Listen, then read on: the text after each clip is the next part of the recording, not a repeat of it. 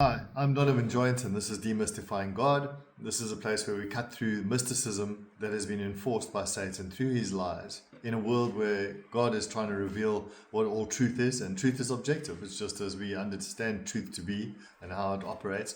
And he aims to share this with reasoning beings, giving us the highest faculty of reason, and then an assistant, a counselor called the Holy Spirit that is there to help lead us into all truth. And it's all done in a framework of reality where rules don't change. The gravity is the same. Doesn't matter if it's today or a month's time or a year's time. You know that gravity is going to be the same.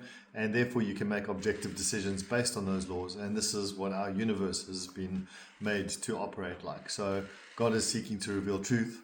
The liar shares lies and he twists it and makes the truth muddy and hard to see. And lies hate to be investigated while truth loves to be investigated. So straight into it, this topic that we have today has to do with the imagery of animals that is used in the Bible. Like in 1 Peter 5 verses 8, where it says the devil walks around like a roaring lion. The image that creates is that a roaring lion creates fear. If you're walking through the bush and you hear a lion roaring, instantly you'll be filled with fear. So this symbolizes the devil's methods, be they governments, ideologies, sociologies.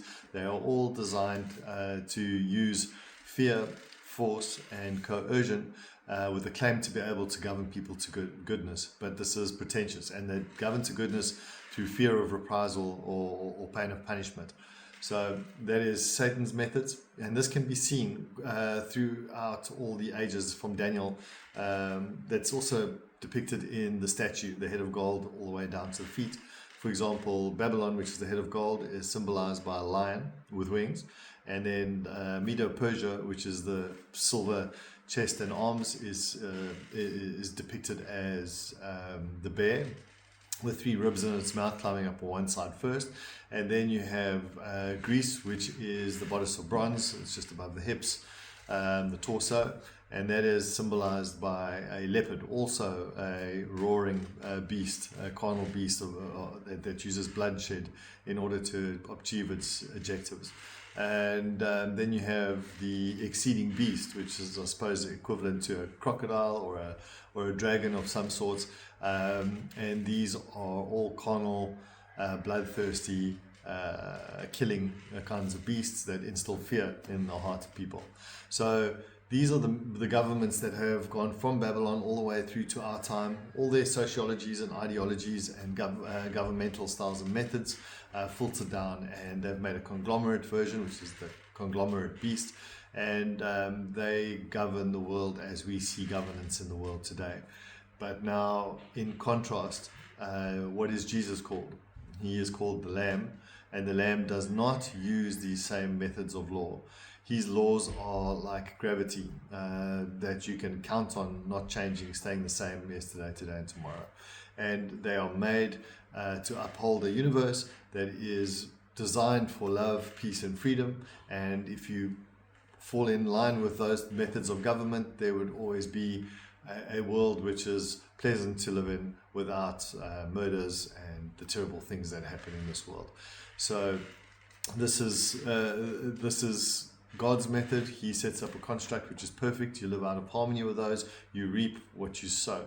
So this also ties in very nicely with the rock at the end, which is not cut out by human devising, that comes and strikes the statue at its feet with a brittle, dirty clay and iron mixture that does not stick together. And we can see these ideologies of division that are so far separated, which are depicted in these feet of iron and clay. They cannot stick together. The one wants to destroy the other, and they don't want to live in a world with people that think differently to them.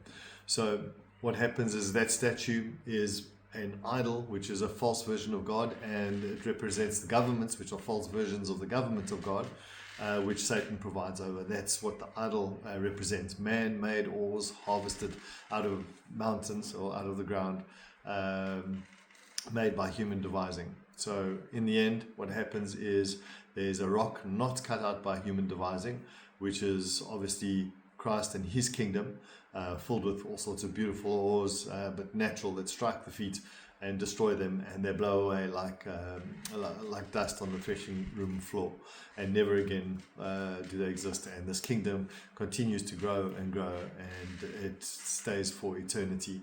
So God's methods, he comes with healing in his wings. He does not need to lift a finger in righteous indignance. What happens is, for so long the world has gone into decay, rejecting the methods and the principles of God and how his government operates in freedom, peace and love.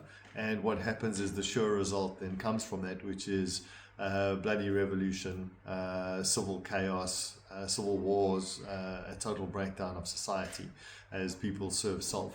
And this is the wrath of God. God doesn't need to pour it out. It's God's construct that allows for this to happen if you live out of harmony with what is love, truth, peace, and freedom. And then he comes with healing in his wings to heal all of that. And it's a simple concept. It's not mystical at all. There's the roaring lion and his methods and his government, and then there's God the Lamb and his methods and his government. And I think we're living right on the brink of seeing all of that fulfilled. And I mean, almost immediately, within the next months, over the next year or so, we will start seeing this unravel at an even greater rate. If you like this content, please smash the like button and share with as many people as possible, and also have a look at the content and material. I have my book, Demystifying-God, which unpacks the great plan of salvation in great detail. Anyone who's wanting to get a good picture, that has some understanding of the Bible already, or not, if you're a keen reader, this lays out God's plan in great detail, and it dispenses with all the mysticism that there is around God's government. And what you'll find is that there are no contradictions in between terms. God is love, and he's not a indignant torturer of souls, and these type of things are explained in that concept, as well as some of the things happening in the world today and what's soon to come, like in the next month or so. So yeah, please like and subscribe, share with as many as possible, and I hope to see you soon.